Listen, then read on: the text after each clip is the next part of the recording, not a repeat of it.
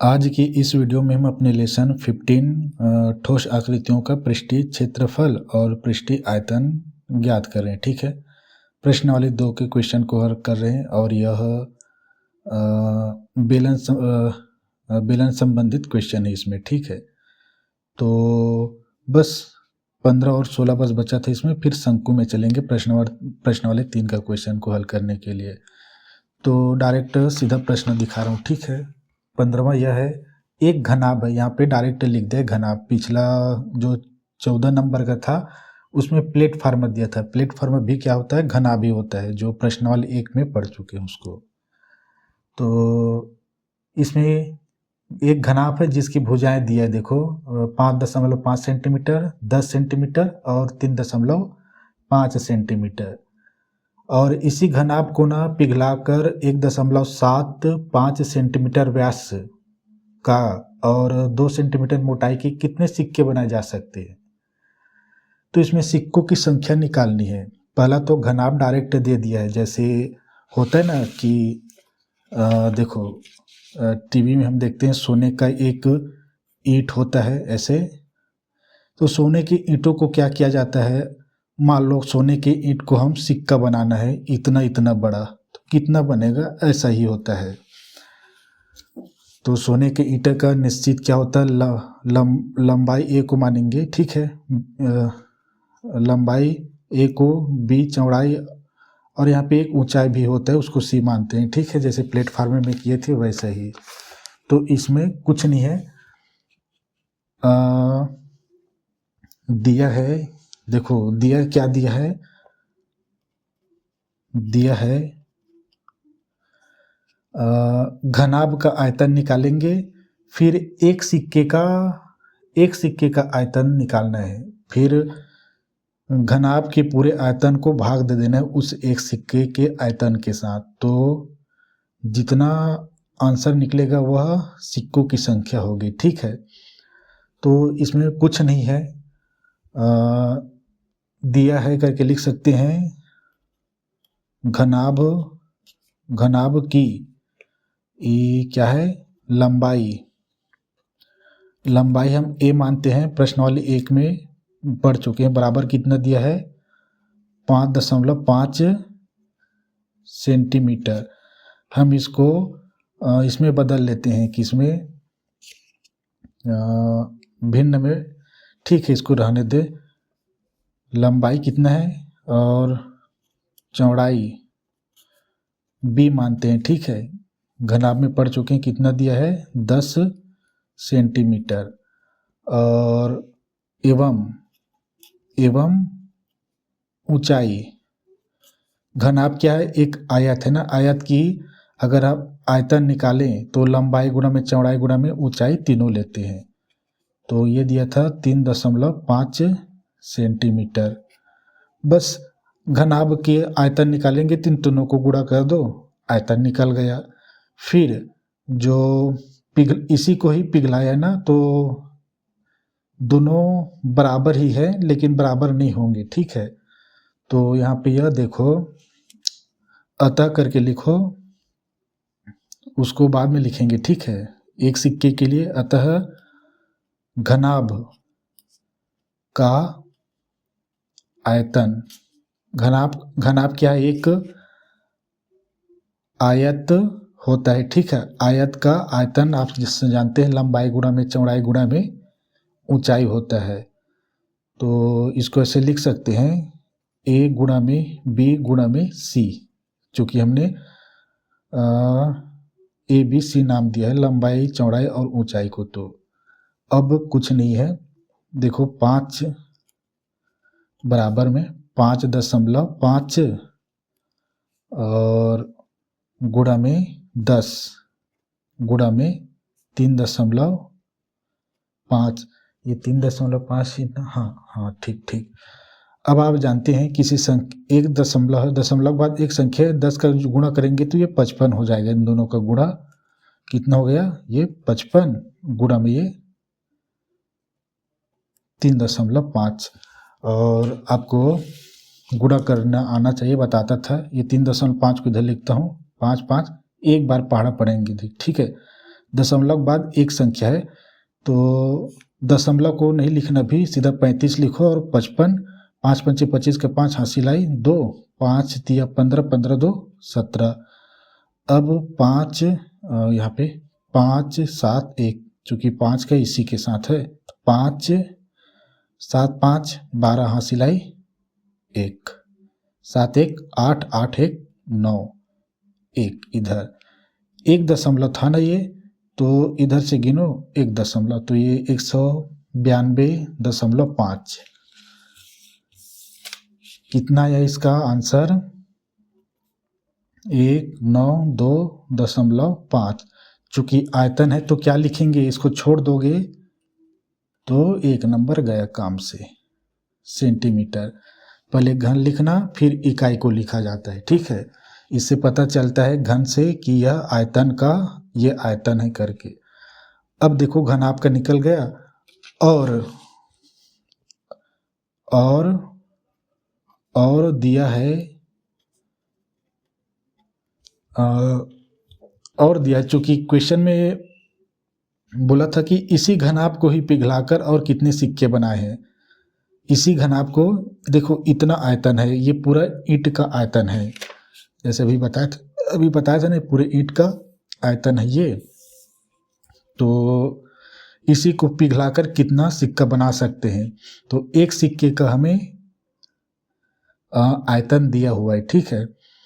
और फिर बाकी का हम निकाल लेंगे, मतलब सिक्कों, बाकी का निकालेंगे नहीं, सिक्कों की संख्या निकाल लेंगे कह रहा हूँ मैं। तो देखो क्या दिया है, 1.7 सेंटीमीटर व्यास दिया है एक सिक्के का, दिया है एक सिक्के का व्यास मतलब होता है 2r, बराबर दिया है कितना, 1.75 दिया है, ठीक है, सेंटीमीटर। हमें व्यास की ज़रूरत नहीं है, और क्या बताऊं मैं, ये बहुत सारे क्वेश्चन में व्यास दे दिया, हमें आवश्यकता हमेशा त्रिज्या का होगा ना, ठीक है। तो r बराबर 2 क्या है, इधर आके भाग बना लेंगे, तो r निकाल रहा हूँ जी, ठीक है। देखो दशमलव बाद 2 संख्या है ना, तो इस पूरे को मैं 7 5 लिख रहा हूँ, 1 7 5, ठीक है। दशमलव को हटा दिया, और दशमलव बाद 2 संख्या है तो 2 जीरो लगा दिया, और चूंकि अंश में हर में पहले से 2 दिया तो ये 2, तो मैं इधर कलाकृति कर रहा हूँ। ये r बराबर आएगा, देखो यहाँ पे क्या है, ये 200 हो जाएगा, ठीक है, ये 200 हो जाएगा। या देखो ये 25 से जाएगा, 25 चौक, और ये 25 से ही जाएगा, 7 बार में जाएगा, ठीक है। 25 सत्ते 175 होता है, और 25 अट्ठे 200 हो जाता है। तो ये देखो, ये 25 सत्ते और ये 25 4 गुणा में ये 2 है, तो r बराबर निकला ये 7/4 दूनी 8। अब इसको ना भाग करेंगे ना तो 0.0 में आएगा, 0.0 में, ठीक है। एक ये पूरा 2 भी नहीं है, ठीक है, 25 सेंटीमीटर कम है, 2 सेंटीमीटर में 2 से ही भाग करेंगे तो 1 से कम ही आएगा, यानी 0. कुछ संख्या आएंगे। तो ये r निकला, दशमलव में नहीं ले जाना, यहाँ पे दशमलव मैंने रखा है, केवल एक ही है, तो इसको ना वो कर देंगे, बटा 10 कर देंगे, आसानी से हो जाएगा वो। और दिया है, व्यास दिया था इसका, और इसका चूंकि क्या है, सिक्का क्या है, एक बेलन है, बेलन, सिक्का क्या है, एक बेलन है। कैसे बताता हूँ मैं, दिखाता हूँ। देखो बेलन में ऐसे, इसी में पढ़े ना, ऐसे 2 वृत्त होता है, तो आप सिक्के में 2 पहलू तो देखे होंगे, एक चिट एक पट, तो वो तो 2 हो गए, लेकिन थोड़ा सा ऊंचाई भी रहता है सिक्का का ऐसे, ठीक है। इसी को ऊंचाई मानेंगे हम, जो यहाँ पे दिया 2 सेंटीमीटर मोटाई दिया है, तो सिक्के की मोटाई दिया है, और दिया है, और दिया है एक सिक्के की मोटाई अर्थात ऊंचाई h बराबर दिया है 2 सेंटीमीटर। बस r है हमारे पास और h है, तो हम एक सिक्के का आयतन निकालते हैं, फिर इससे भाग दे देंगे, एक सिक्के से भाग दे देंगे तो पूरे सिक्के की वैल्यू निकल आएगा।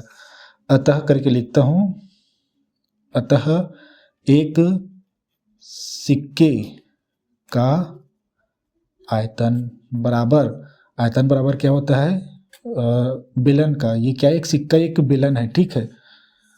यहाँ पे लिख लेते हैं, यहाँ पे लिख देता हूँ, खाली है। सिक्का एक बेलन होता है। ये आपकी जानकारी के लिए, लिख मत देना, ठीक है। ऐसा लिख मत देना इसी जगह पे, आप अपने कॉपी में लिखना, एग्जाम में नहीं लिखना कर रहा हूँ मैं। एग्जाम में लिख भी सकते हो, चूंकि एक सिक्का एक बेलन होता है करके, तो और नंबर मिल जाएगा। बताने से क्या होता है, भला ही होता है। तो यह देखो, पाई आर स्क्वायर, ये क्या है, वृत्त का क्षेत्रफल गुणा में h, तो हो जाता है वह बेलन का आयतन। यहाँ पे बेलन ही है एक सिक्का, ठीक है।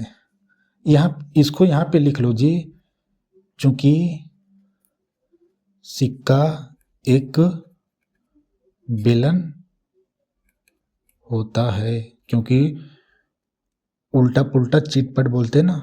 चिटपट क्या होता है, दो वृत्त है, दो आधार है, और थोड़ी सी मोटी होती है, वह उसकी ऊंचाई हो गया, मोटाई यानी ऊंचाई। कई सिक्कों को हम ऐसे ऊंचाई बनाएंगे तो पूरा एक बेलन बन जाता है, एक रुपए का समान ऊंचाई का बन जाता है ना। वैसे ही बताया था, वृत्त के ऊपर वृत्त है करके। तो कुछ नहीं, अब पाई का मान तो आपको मालूम है, 22/7 होता है। आर की वैल्यू दिया है 7/8, तो 7/8 गुणा में 7/8। मैं डायरेक्ट कर देता हूँ, ये वर्ग है ना, ये 7 का वर्ग है। एक बार आप केवल एक बार पूरे का वर्ग ऐसे लगा लेना, या डायरेक्ट लिख सकते हो। h दिया है 2। यहीं पे बहुत सारे चले जाएंगे, और इसमें दिया है, ये पूरा डायरेक्ट दिया है, तो इसको कटाता हूँ मैं। ये 7 चला गया, ये 7 चला गया, इसीलिए किया था मैं, ठीक है। और ये दोनों में सीख जाएगा, ये 4 बार में, ठीक है। और ये 2 एकम 2, और ये 11 बार में, लेकिन ये 2 बचा यहाँ पे, ठीक है। तो बटा में 2 है, यहाँ पे बटा में 8 दूनी 16 है, 11 सत्ते 77 बटा 8 दूनी 16 बचा है। और ये क्या आयतन है ना, एक सिक्के का आयतन है, तो ये घन सेंटीमीटर। चूंकि ये एक ही सिक्के का आयतन है, तो ये आयतन, ये पूरा घनाभ का आयतन है, और ये केवल एक ही सिक्के का आयतन है, तो ये दोनों बराबर नहीं है ना, ठीक है। याद रखना, ये दोनों बराबर नहीं है। तो यहाँ पे एक समझाने के लिए यह देखो,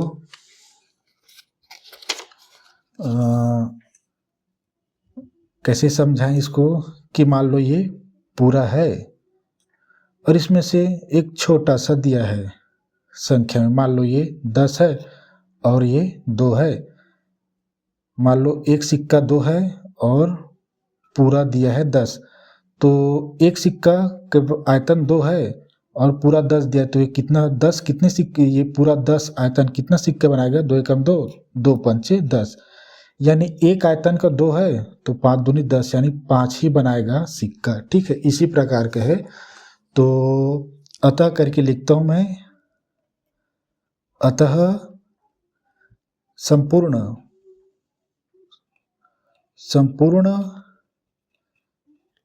सिक्कों की संख्या बराबर होगा, अंश में ये होगा, जैसे यहाँ पे 10/2 किया था, और हर में ये होगा, ठीक है। तो इस फार्मूले के लिखता हूँ, आयतन घनाभ का आयतन बटा एक सिक्के का आयतन। हिंदी में लिखेंगे ना, घनाभ का आयतन पूरे का बटा एक सिक्के का आयतन। अब इसके लिए दूसरा पेज में मैं चाहता हूँ कि यहीं पे हो जाए, ठीक है। बड़ा आसान है, घनाभ का आयतन मालूम है 1, 9, 2, 5 और ये दिया है 77 बटा 16। तो यहाँ पे इसको हम भिन्न बना लेते हैं, ठीक है, ताकि कटाते बने। तो मैं चाहता हूँ कि यहीं पे हल हो जाए, बराबर करके आप इसके नीचे लिखना, ठीक है। ये इसको 1, 9, 2, 5 बटा 10 कर दिया। अब ये वाली लाइन, ये बड़ी वाली लाइन, ठीक है ना, चूँकि ये देखो यहाँ पे एक चीज़ ये है, बता नहीं रहा हूँ, अब बता रहा हूँ। ये पूरी है, ये दोनों भिन्न है और ये केवल पूर्ण मतलब भिन्न संख्या नहीं है, तो इसके नीचे हम 1 लेते, उससे अच्छा वो दशमलव को मैं 10 कर लिया, ठीक है। 1 लेने की बजाय दशमलव भी हट गया और ये भिन्न भी बन गया। अब ये 77 बटा 16 है। अब पहले वाले भिन्न को जैसा का तैसा लिखेंगे, ये जो भाग है उसको गुणा करेंगे और इसको उल्टा कर देंगे। तो यहीं पे करके बता रहा हूँ, ठीक है। इतने ही पेज में आप नीचे लिखना, ऐसे होगा ये 9, 2, हाँ 5 है बटा 10 और ये वाली लाइन जो पूरे का होता है वो भिन्न को हल कर रहा हूँ, भिन्न को भाग कैसे दिया जाता है ऐसे। अब ये 16 ऊपर चला जाएगा, 16 ये 77 नीचे, देखो यहाँ पे 16 नीचे है, यहाँ पे 16 ऊपर में है। बस इसको कटा सकते हैं, देखो 2 से जाएगा ये 5 बार में, ये 8 बार में, और ये 77 11 से जाएगा और केवल 7 से, तो ये 11 से जा सकता है, निश्चित ही ये भी 11 से जाने की संभावना है, हमेशा याद रखना, ठीक है। एक बार देखें 11 से, 11 एकम 11 बज गया कितना इसमें 8 बज गया, 11 सत्ते से 70, 8 बज गए तो 82 हो गया और 77, हाँ ठीक है 82, फिर 5 बज गए, ठीक। दिखाता हूँ इसको इसको दिखाता हूँ हल करके, ठीक है। देखो ये 2, 5 और 77 का भाग करो ना, देखो 11 सत्ते हाँ 7 से तो जाएगा जी। देखो ये 19 है ना, तो 11 एकम, ठीक है, 19 में कितना बज गया 8 बज गया, तो ये 8 और ये 2 और ये 5, फिर से 11 से ही देना है, 11 से ही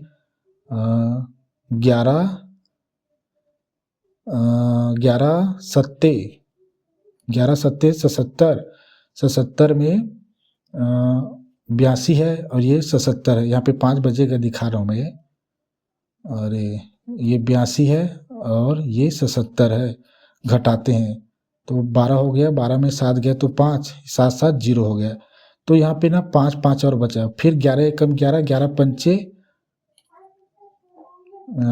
55, तो 1 7 5, ठीक है, 1 7 5 175,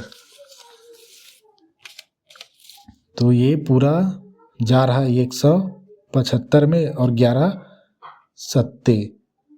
अब 7 से 7 दूनी 14, ठीक है, आगे इसको ये लिख सकते हैं 1 7 5 गुणा में 8 बटा 5 गुणा में 7, तो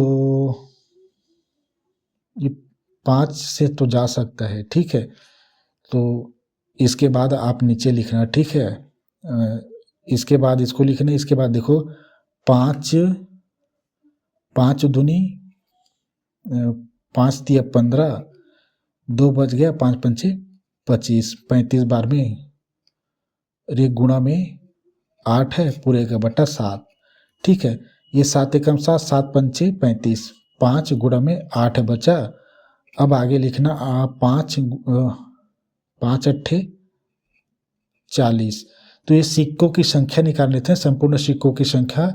तो यही हमारा आंसर है, लिख लेना हल में, अतः सिक्कों की संख्या 40 है करके। ठीक है। और उत्तर माला में ना कम दिया है, ठीक है, कम दिया है, वो गलत है, ठीक है, 40 ही आएगा। तो क्या क्या की थी, इसको भिन्न को गुणा में बदले, फिर ये इसको किए, फिर इसको किए, यहाँ पे कट जाएगा ना, 7 एकम 7, 7 पंचे 35, और 5 8 गुणा किए इधर, तो 8 पंचे 40। तो ये तो पहला ही प्रश्न है, 20 मिनट को चले गए। अब इसका ये देखो लास्ट प्रश्न 16वां। ठीक है, अब इसमें कुछ नहीं है, 16वां में कुछ नहीं है, लेकिन एक चीज सीखने को मिलेंगे। बेलन का आयतन और वक्र पृष्ठ का क्षेत्रफल क्रमशः दिया है 24,750 घन सेंटीमीटर दिया है। ठीक है, घन सेंटीमीटर मतलब ये आयतन है और 3,300 वर्ग सेंटीमीटर है, यानी ये वक्र पृष्ठ का क्षेत्रफल है। इसमें ना हमें बेलन की त्रिज्या और उसकी ऊंचाई ज्ञात करनी है। पहले क्या होता था, या तो h दिया होता था या r दिया होता था, तो एक निकाल लेते थे। यहाँ पे हाँ, लेकिन यहाँ पे दो चीजें दिया है, आयतन दिया है और क्षेत्रफल दिया है, तो एच आर निकाल आएंगे। देखो कैसे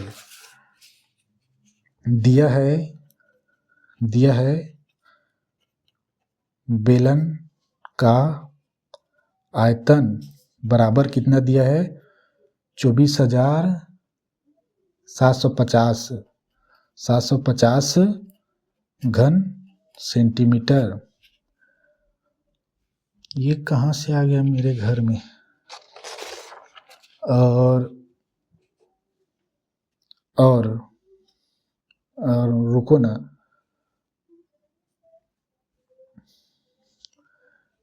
इसको ये लिखना था मुझे जी। माना कि बेलन का त्रिज्या r है और उसकी ऊंचाई h है, तो यहाँ पे ना माना करके लिख रहा हूँ, माना कि बेलन की त्रिज्या r एवं ऊंचाई h है। इसके लिखने के बाद ना आप इसको लिखना, ठीक है, फिर इसको लिख, ठीक है, इसको ऐसे से काट देता हूँ जी। तो दिया है बेलन का आयतन बराबर दिया है, इसको काट दिया ना मैंने, 24750 घन सेंटीमीटर। चूंकि r बता चुके, एज बता चुके, तो बेलन का आयतन क्या होता है, पाई r स्क्वायर। ये क्या हुआ, वृत्त का क्षेत्रफल गुणा में h बराबर ये 24750। अब इसको नहीं लिखेंगे घन सेंटीमीटर को। एवं बेलन का वक्र पृष्ठ का क्षेत्रफल बराबर लिखा है 3,300, ये वर्ग सेंटीमीटर। वर्ग और घन को लगाना और इकाई को भी लिखना, ठीक है। अगर नहीं लिखेंगे तो भैया गया काम से, खेत खाली मिलेंगे। तो वक्र पृष्ठ का तो हम जानते हैं, वक्र पृष्ठ में पाई का वृत्त का परिधि होता है 2 पाई r और गुणा में h होता है, ठीक है ना, बराबर 3300। बस हमें ज्ञात करना है आर एच को दोनों में आर एच दिया है, लेकिन देखो यहाँ पे पाई दिया है, यहाँ पे 2 पाई दिया है, कुछ अलग है। यहाँ पे एच समान दिया है आर, लेकिन यहाँ पे आर का वर्ग दिया है। पाई समान दिया है यहाँ पे, लेकिन 2 पाई दिया है, तो कहीं कहीं कुछ रिलेटेड है, यहाँ पे कुछ बचेंगे। एच तो कट जाएंगे, पाई भी कट जाएंगे, 2 बचेगा, और यहाँ पे आर भी कट जाएगा, यहाँ पे एक आर बचेगा। तो दोनों को अगर हम भाग कर दें तो आर बराबर निकलेगा। और मान लो इसको ये समीकरण पहला और इसको दूसरा समीकरण, क्यों, क्योंकि अगर r की वैल्यू हम निकाल लिए तो एज की वैल्यू, r का मान डाल देंगे तो एज की वैल्यू डायरेक्ट निकल आएगा और हमें एक्स्ट्रा चीज़ें लिखने की ज़रूरत नहीं, इसलिए समीकरण बना लेना। तो अतः इसके लिए मैं क्या करूँ, अब कुछ नहीं है, बेलन का आयतन बटा क्षेत्रफल का आयतन लेता हूँ। अतः या ऐसे लिखता हूँ, अतः समीकरण 1 व 2 को भाग करने पर, क्योंकि r हमें प्राप्त होगा, देखो बायां बायां के साथ भाग होता है, गुणा भाग, जोड़ना घटाना और दायां दायां के साथ, ठीक है। तो इसको लिख रहा हूं मैं, देखो ये पाई r स्क्वायर, ये h भाग है तो ये दायां भाग को ही लिखेंगे, 2 पाई r h बराबर ये बराबर ये बराबर यहाँ हुआ। इसको अंश में लिए थे इसको, तो इसको फिर अंश में लेंगे, ये 24 7 5 0 और ये 3 0 0। कुछ नहीं है, बड़ा आसान है, 1 0 इधर कट जाएगा। देखो कटाते नहीं है, लेकिन आपको बता रहा हूँ, ये एज गया, ये एज गया, इधर देखो ये 0 0 गया है, ये पाई गया, ये पाई गया, और ये 2 तो नहीं जाएगा क्योंकि इधर कोई दो संख्या नहीं है, लेकिन ये r और ये r के स्क्वायर दे भाग करेंगे तो एक घात घट जाएगा, तो यहाँ पे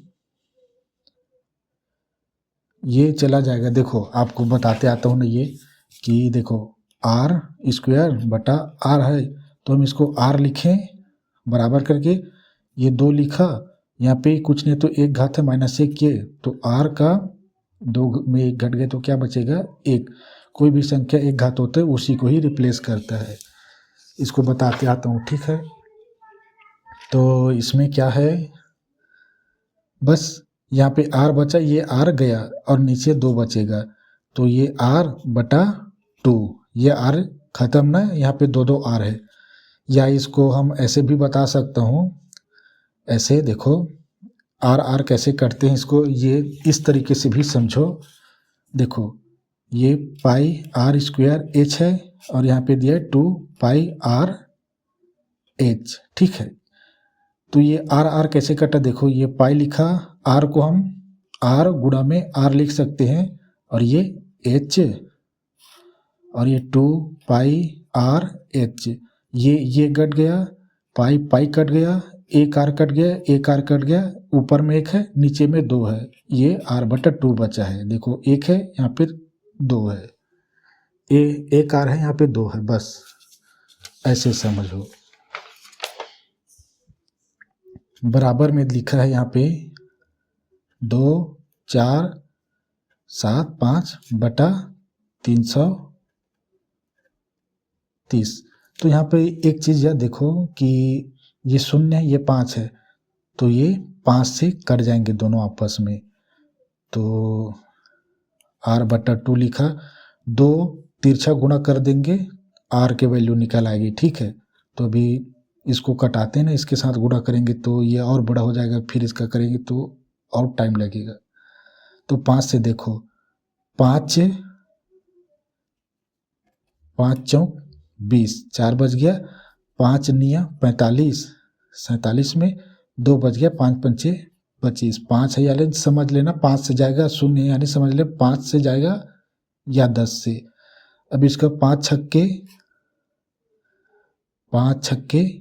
30, 33 में 3 बच गया, फिर 30 हो गया, 5 छक्के, और ये 66 11 से जाएगा, तो निश्चित ही ये भी 11 से जाने की संभावना है, ठीक है। एक बार करके देखें सीखने के लिए, ठीक है। संख्या को देख के पहचानना कि कौन से जाना वाला है करके, क्योंकि कभी भी क्या है समीकरण गलत नहीं होते हैं। ये 4 9 5 और ये 66, 11 छक्के 66, और ये 11 44 लेंगे ना, 11 चौक 44, और देखो 49 में ना, 49 में 44 गए तो 44 गए तो 5 9 में 4 गए तो 5 बचा 0 0, तो यहाँ पे ना 5 बचा यानी 55 हो गया, तो 11 पंचे 55, तो देखो 45 आया, तो ये 45/6 आया। ठीक है, R/2 गुणा में 45/6। अब क्या है, अब दशमलव में चला जाएगा ये। ठीक है, 6 सत्ते 42 होगा, तो गुणा करता हूँ। अब R बराबर निकालें 45 दूनी 90/6।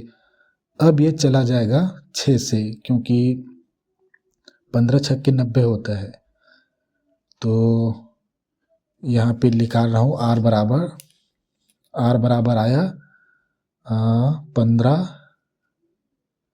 छक्के 90 होता है। देखो 6 एकम 6, ठीक है, तो 6 में 3 बचा, तो 6 पंचे 30 होगा। ठीक है, सेंटीमीटर में तो सेंटीमीटर लिखेंगे। ठीक है, अब R का मान हम समीकरण इन दोनों में से रखो, तो मुझे लगता है कि ये तो बहुत बड़ी संख्या है, R का वर्ग करना पड़ेगा। ठीक है, 55, मुझे ये सरल लग रहा है, समीकरण 2 में रख दो R का मान यहाँ, तो एज की वैल्यू निकाल आएगा।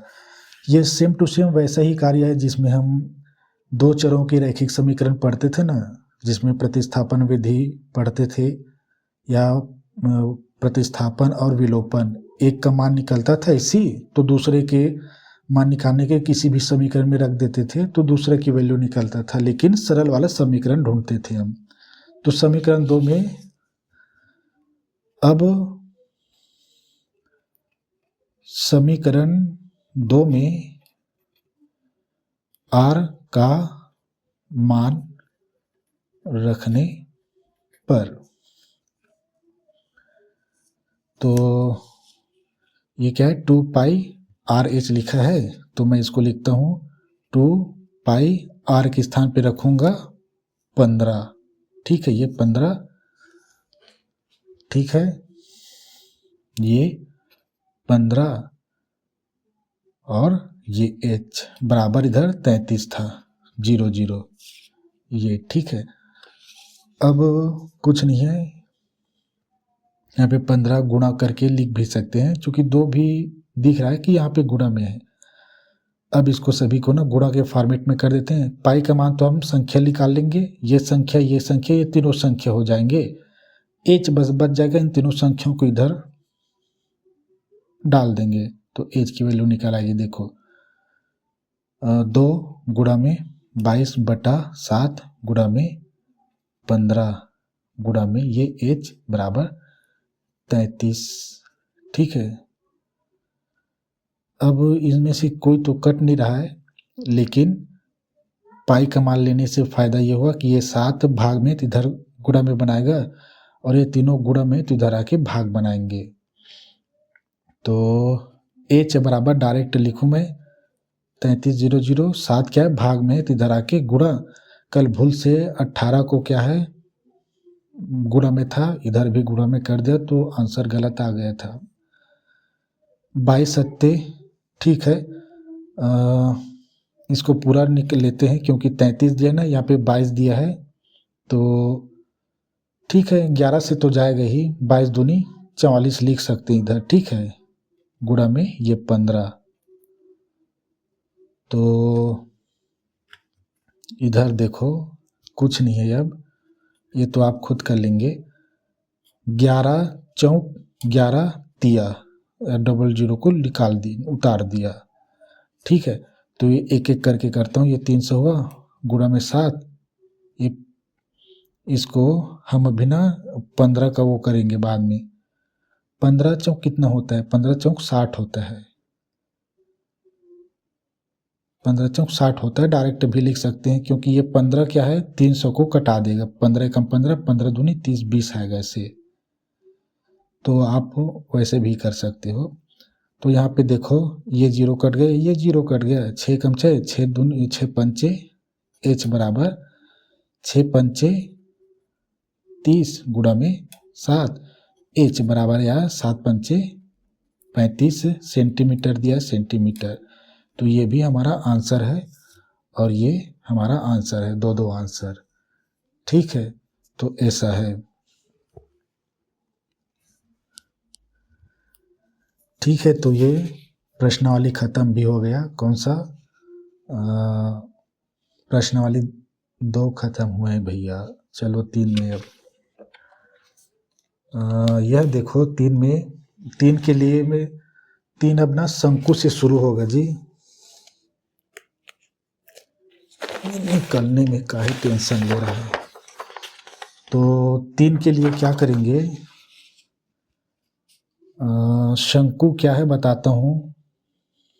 शंकु का फार्मूला देखो सेम टू सेम है। शंकु, शंकु हिंदी में हम शंकु ही कहेंगे इसको, शंक्वाकार भी बोलते हैं, बेलना, बेलन, बेलनाकार वैसे ही। तो शंकु कैसा होता है, हाथ से बता रहा हूँ। ठीक है, इसका फार्मूला देखेंगे।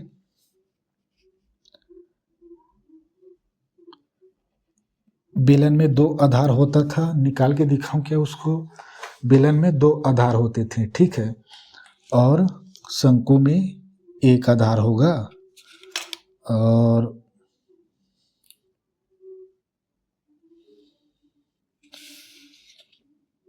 शंकु, ये शंकु है। ठीक है, आपने टोपी ओपी देखे होंगे इस प्रकार के। और टेंट होता है ना जो छोटे छोटे रहने के लिए बनाते हैं, कहीं जाने के लिए पिकनिक में, तो ऐसा बनता है।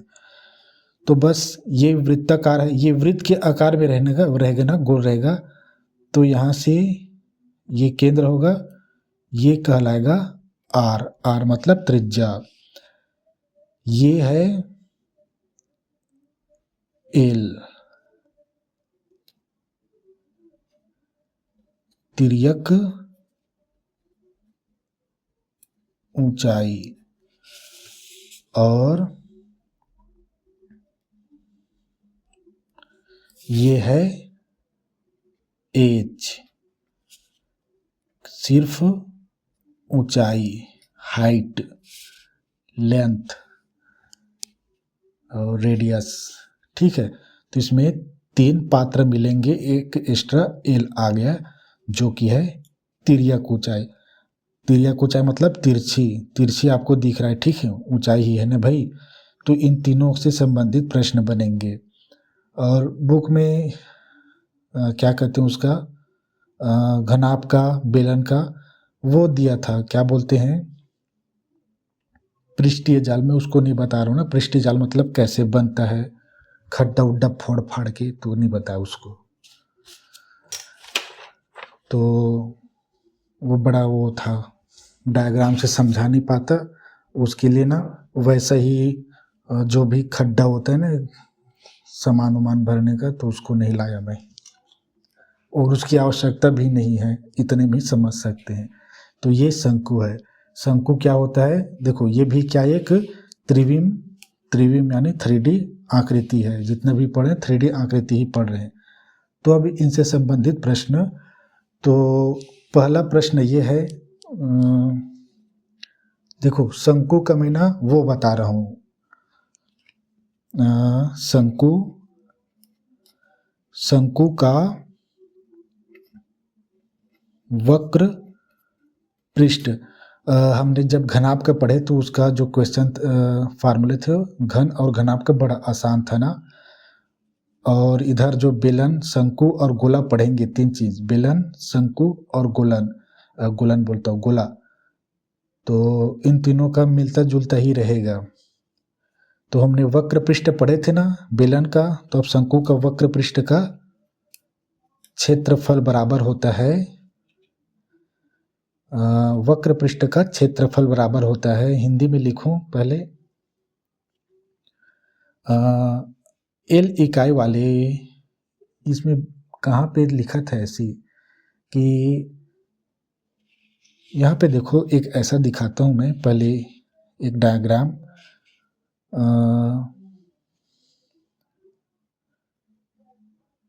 एक डायग्राम देखो, ये शंकु का नाम वक्र पृष्ठ का है। और ये इसको, ये क्या है, ये देखो एल है ना, यही एल है, ठीक है, ये एल, यही एल है, क्योंकि यही ऊंचाई का निर्माण कर रहा है, ठीक है। यहाँ पे तो मैं डायरेक्ट लिखा रहा हूँ, इसमें नहीं चलेंगे।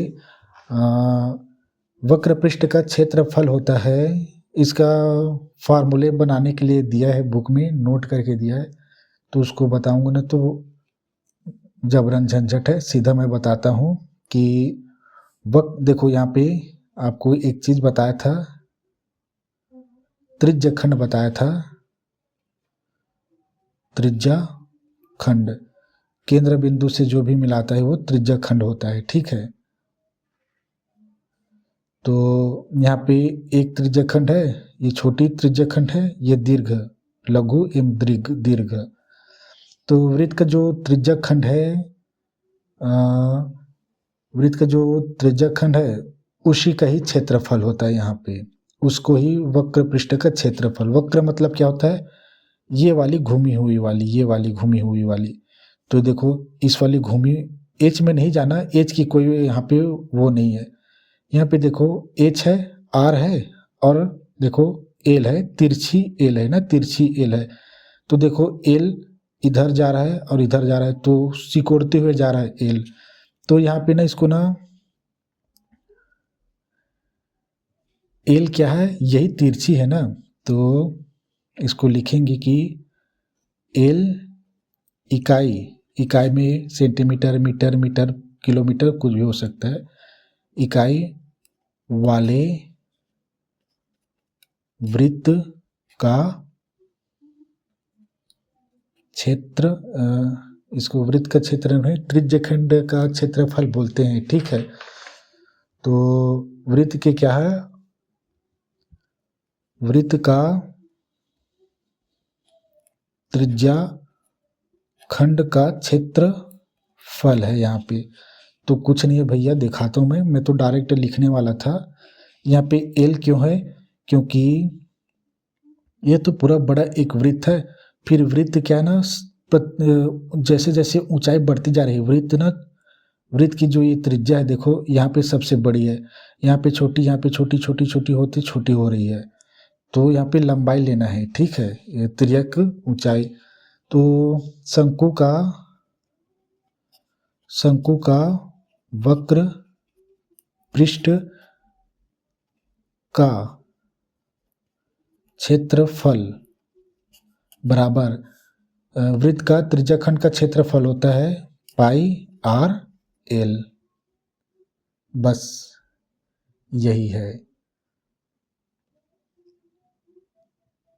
और इसको हम वर्ग में लिखेंगे, वर्ग, ठीक है, इकाई उकाई उधर लिखते रहेंगे, क्षेत्रफल है इसलिए वर्ग में।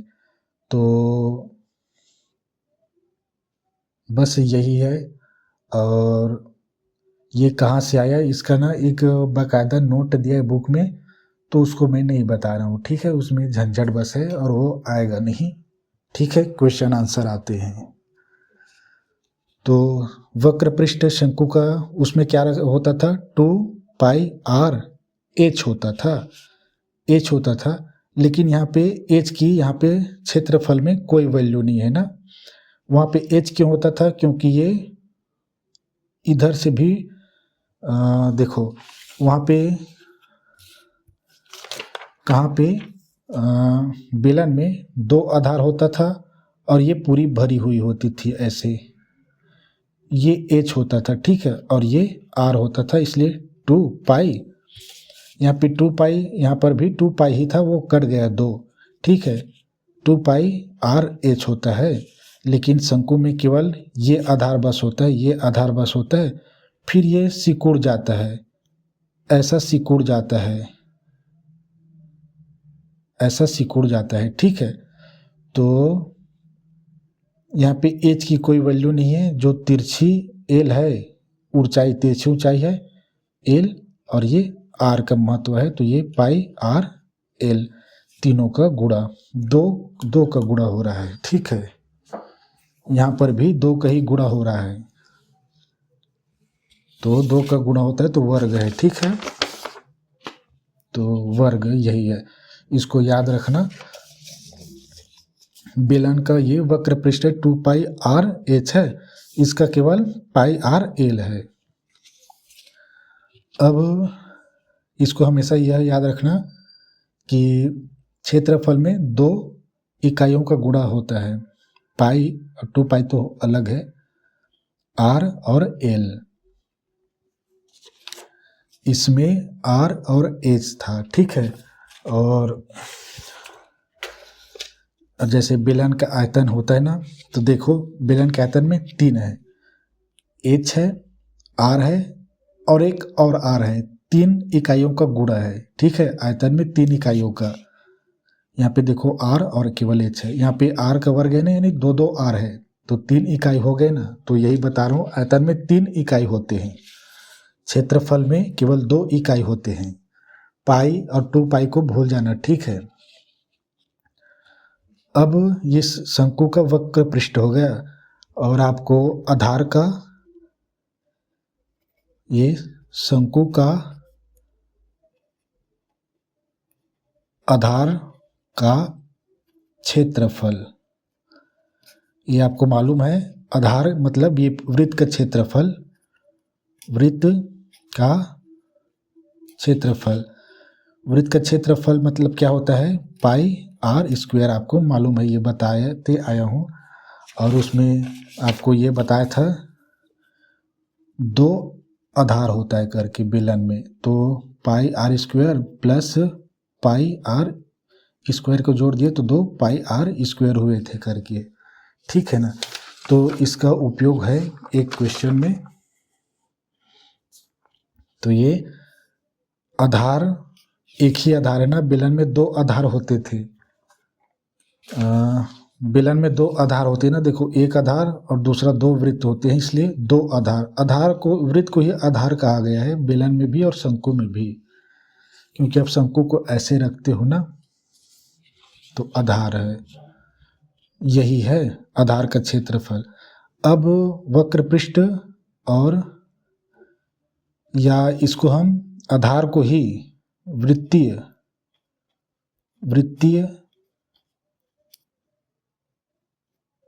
पृष्ठ का क्षेत्रफल भी बोल सकते हैं इसको, ठीक है। दोनों एक ही बात है, इसको ब्रैकेट में लिख रहा हूं मैं। तो ये भी पृष्ठ है, ये भी पृष्ठ है, इन दोनों को अब जोड़ देता हूं तो संपूर्ण पृष्ठ आ जाएंगे। तो संपूर्ण पृष्ठ का क्वेश्चन हो, अभी तो देखा नहीं हो, ठीक है। तो शंकु का संपूर्ण पृष्ठ का क्षेत्रफल बराबर में क्या होता है, वक्र पृष्ठ का क्षेत्रफल धन वृत्तीय पृष्ठ, दोनों पृष्ठ है ना, तो दोनों पृष्ठ को क्या है, देखो एक ये जो तिरछा दिख रहा है और दूसरा ये पूरा गोलाई, ठीक है। 2 पृष्ठ है ना, दोनों को जोड़ देंगे बस, जैसे उसमें भी किए थे बेलन में, मिलान करके देख लेना, ठीक है। तो ये क्या है, वक्र पृष्ठ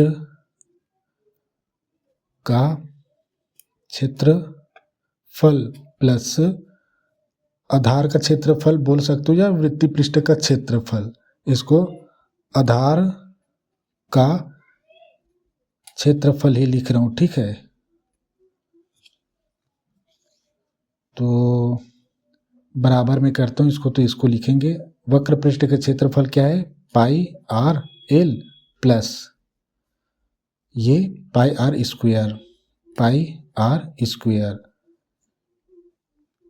देखो यहाँ पे क्षेत्रफल है ना, क्षेत्रफल में 2 इकाई का गुणा होता है करके बताया ना, 2 चीज़ों का।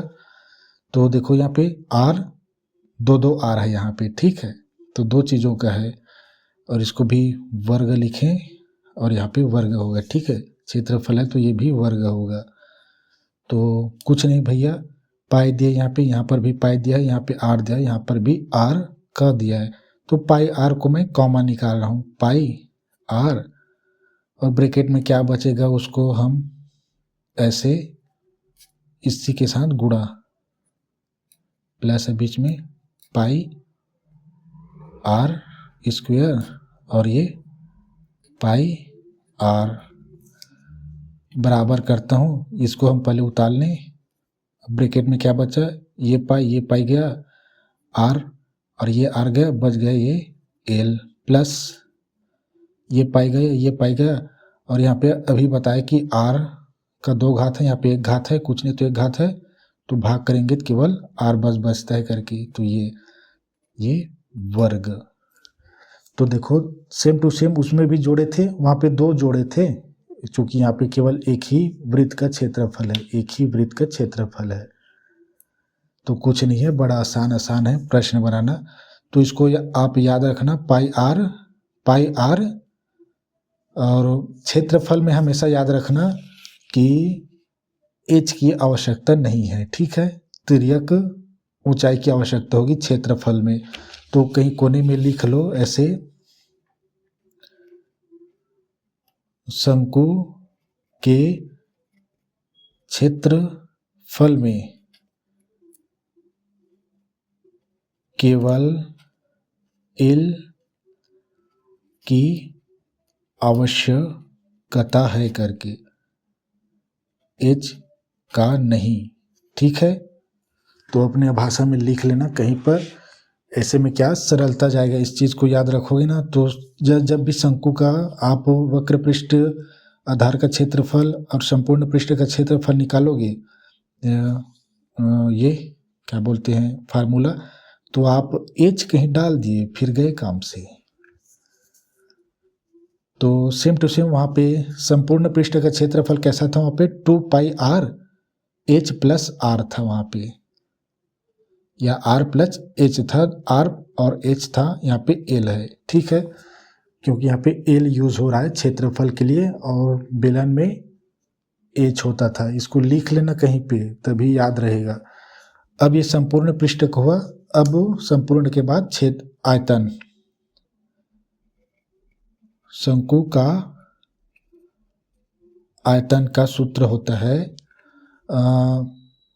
शंकु का आयतन जो होता है वह 3 गुना कम बेलन 3 गुना कम होता है बेलन के आयतन से। तो मैं डायरेक्ट लिख रहा हूँ बेलन का आयतन, ठीक है, शंकु का आयतन लिखा रहा हूँ 1/3, यहाँ पे कुछ नहीं है तो गुणा बेलन का आयतन आपको मालूम है क्या है, पाई आर स्क्वायर गुणा में एच, ये वृत्त का क्षेत्रफल है, गुणा में ऊंचाई है, ये मालूम है। अब इसका गुणा है भैया, कुछ नहीं है, इसको आप बस इतना ही है, ठीक है, आप गुणा लिखो या ना लिखो, या आप ऐसे लिख सकते हो, क्योंकि यहाँ पे एक और फार्मूला लिखूंगा इसीलिए छोड़ा हूँ, ठीक है। आप इसको 1/3 पाई, जैसे 2/2 पाई होता है, यहाँ पे 1/3 पाई आर स्क्वायर एच, ये घन है, ठीक है, ये वर्ग है।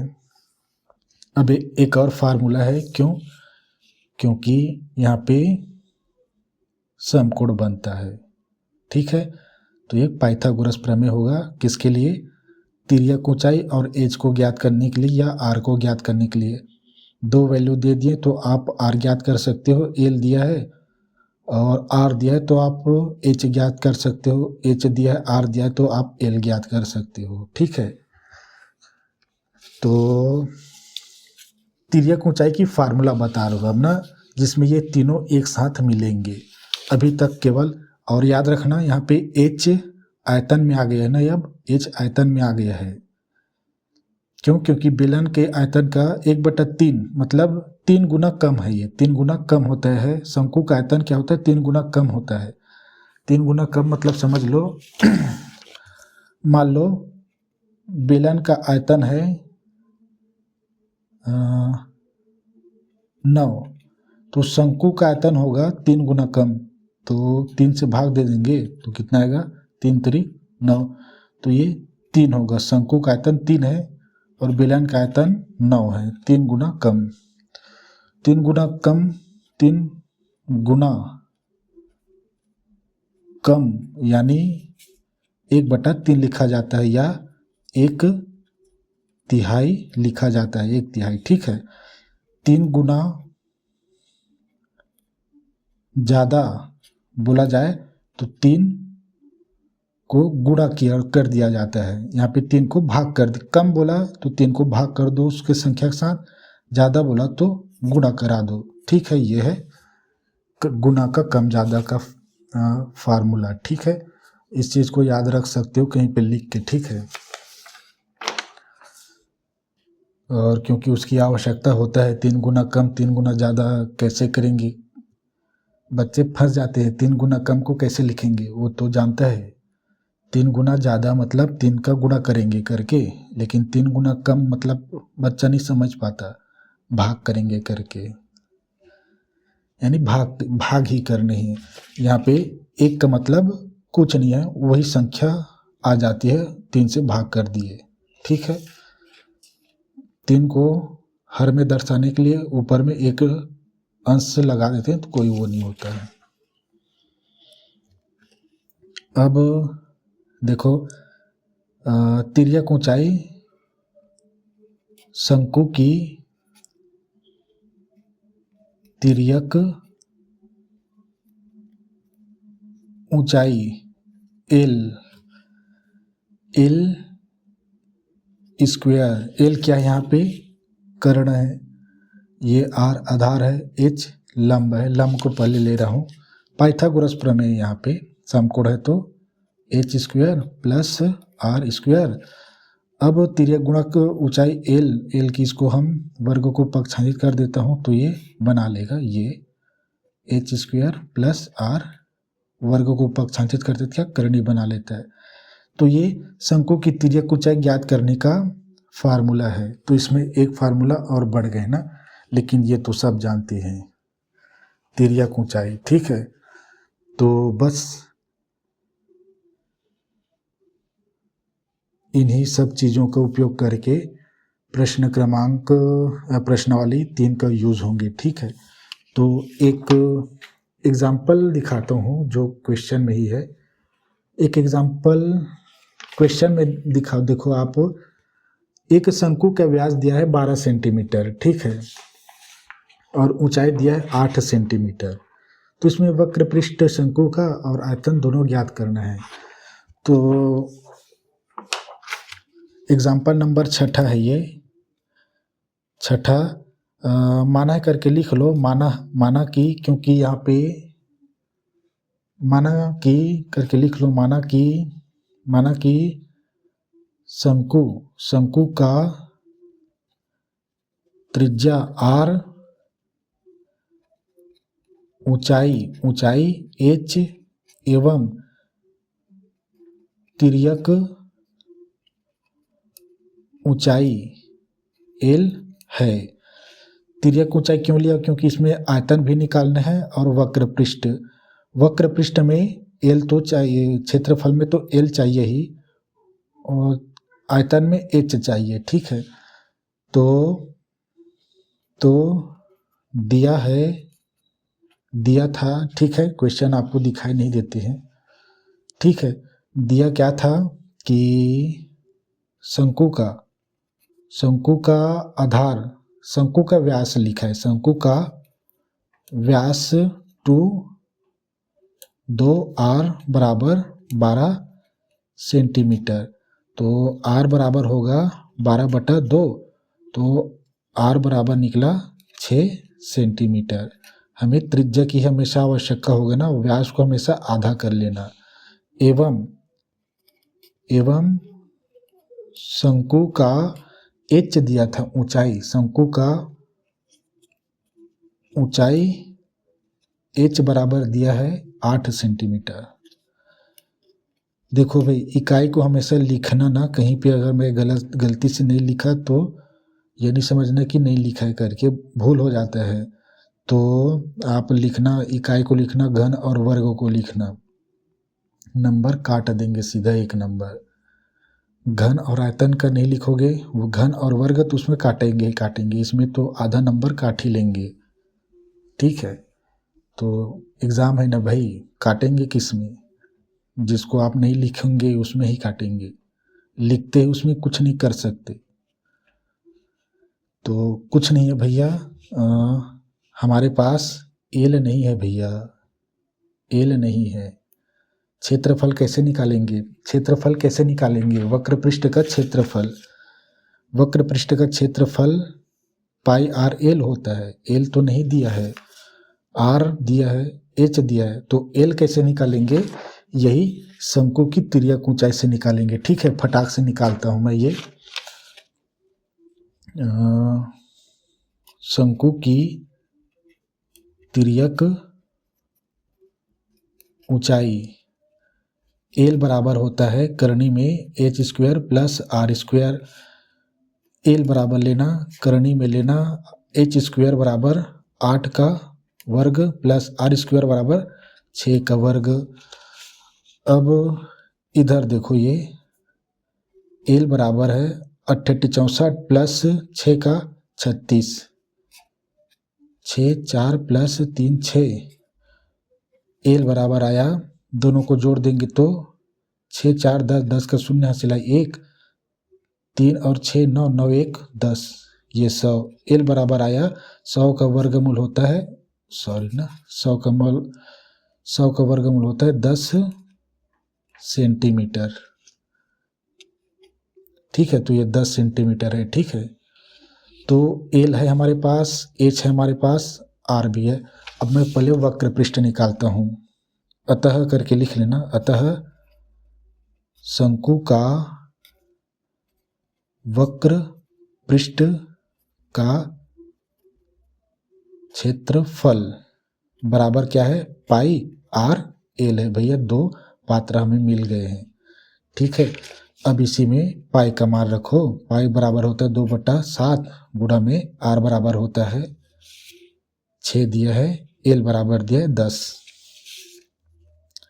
6 गुणा में 10, आर बराबर 6 है, एल बराबर 10 है यहाँ पे। तो कुछ नहीं है, इन तीनों का गुणा हो गया 7, तो अपने आप से कटेगा। और एक चीज़ ये दिया है कि कभी कभी ना ये पाई का मान को सीधा यहाँ पे इंजेक्ट कर दिए गए हैं। ठीक है, तो हम पाई का मान डायरेक्ट लिख भी सकते हैं ऐसे इसको। ठीक है, हमने लिख दिया, तो इसका हल कराते हैं।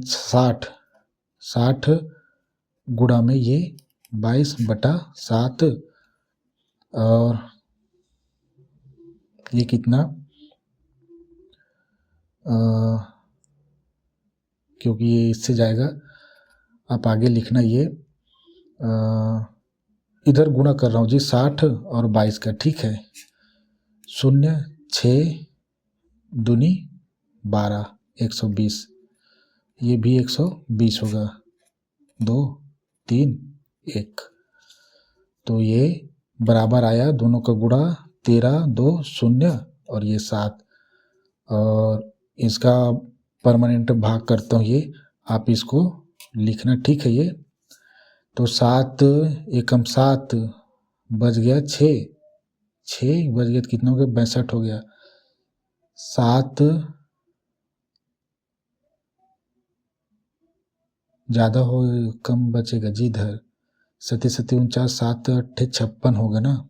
ठीक है, 56, तो 6 बच गया, फिर 60 56 4 बच गया है, तो उसके लिए 6 7 5 35, ये अभी और दशमलव में जाएगा।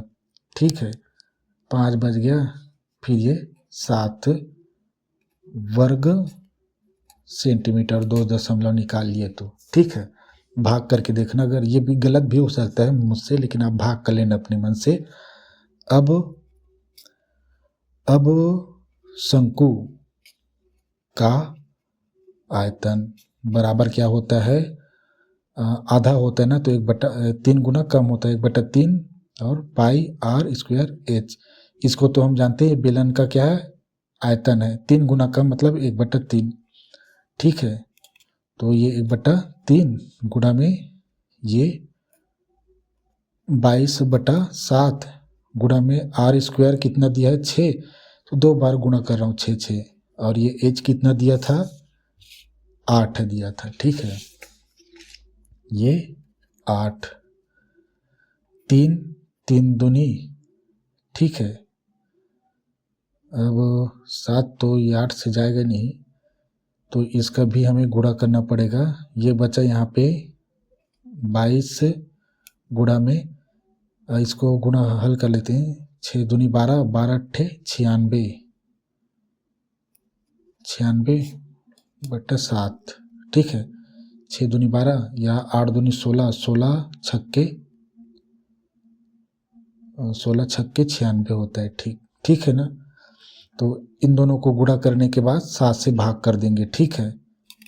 तो गुणा इधर करता हूँ, एक बार बस पहाड़ा पढ़ना पड़ेगा क्योंकि 22 है, डबल 2 है। 2 छक्के 12, 12 2 हासिल आई 1, 2 18, 18 1 19, 2 9 1, 2 9 2 11, 11 का 1 हासिल आई 1, ये 2 हो गया, 2 और 9 11, 11 का 1 हासिल आई 1, ये 3, तो ये 3 1 1 2, एक बार और देख लो, 2 9 2 11 का 1 हासिल आई 1, 9 1 10 हासिल आई 10 1 11, 11 1 ये 2 होगा, यहाँ पे देखो 1 1 2 होगा, ये 2 है, ठीक है।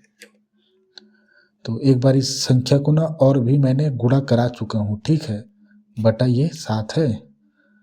अब इसका भाग कराता हूँ, दशमलव में आए चाहे अंतिम है ना हमारा 2 2 7 से, 7 एकम 7, 7 तिया 21, यहाँ पे ये एक संख्या वो हो गया, 0 लगाता हूँ, ये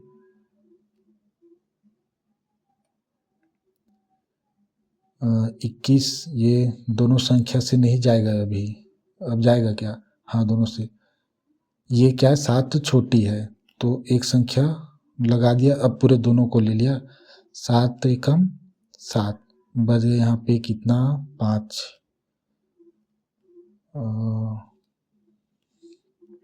अब दशमलव लगाता हूँ, ये 5 50 सती सती 49, एक बज गया, छोड़ो उसको, एक बज गया उसके लिए, 7 एकम 7, ठीक है।